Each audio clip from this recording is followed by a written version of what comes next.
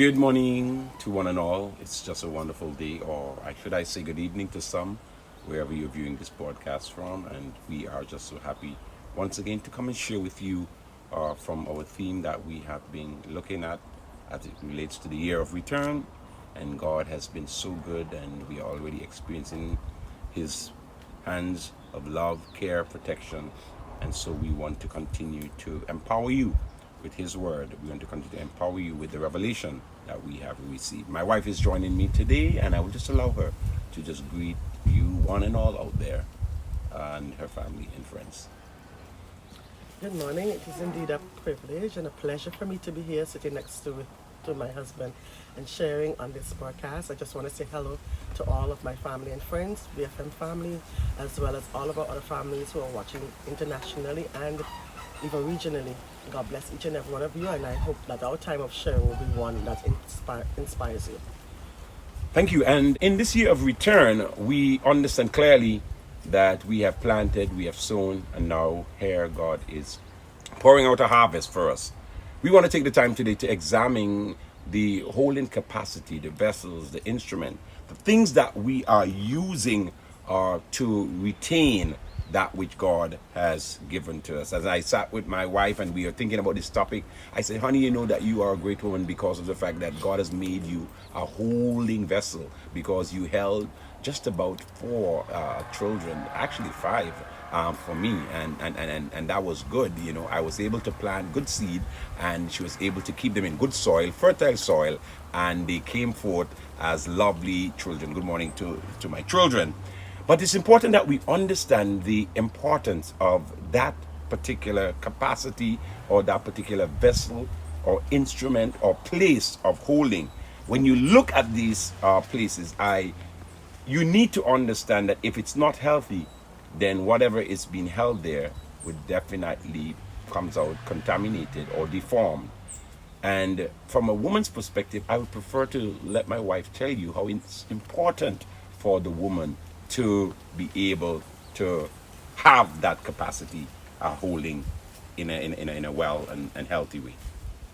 As my husband just said, from a woman's perspective as a holding vessel, it is indeed a great challenge sometimes. And with the beautiful aspect of pregnancy, which is the natural part of the woman to hold and to retain, there are so many challenges in just carrying a baby. But there is a joy after, there's a reward after the holding process. And within that holding process, there might be sicknesses, there might be challenges, there are times of discomfort. But what keeps you going on, what keeps you holding and going through that holding process is the thought of the end product, the thought of the return, which is holding that new and beautiful child at the end of it all. As well as women are also known as good holders in so many other aspects. They're able to hold secrets better than men, I think. They're also able to retain other aspects of challenges. They're able to carry another person's situation and hold their secrets as well. They're able to be more empathetic then, because they're able to actually feel what another person is carrying. And that, I think, is a great aspect of a woman's ability to hold and to be able to be empathetic with another person. And so they become great counselors, because they're able to feel what you're feeling and be able to even deal with and encourage and be able to give you a better experience, because they're able to feel it. They're able to better advise you as to how to deal with situations based on that fact. And so from that perspective, I would share that as a woman, it is indeed, I think, from God's very onset, that was His plan for us to be able to hold. And then as we hold, we nurture. Just as we nurture our babies, we're able to nurture other persons as we're able to hold the different things that they go through. And I think that is a God-given gift of a woman. So definitely our returns this year are going to be coming in such volume that we have to pay some attention to our holding capacity and our holding vessels.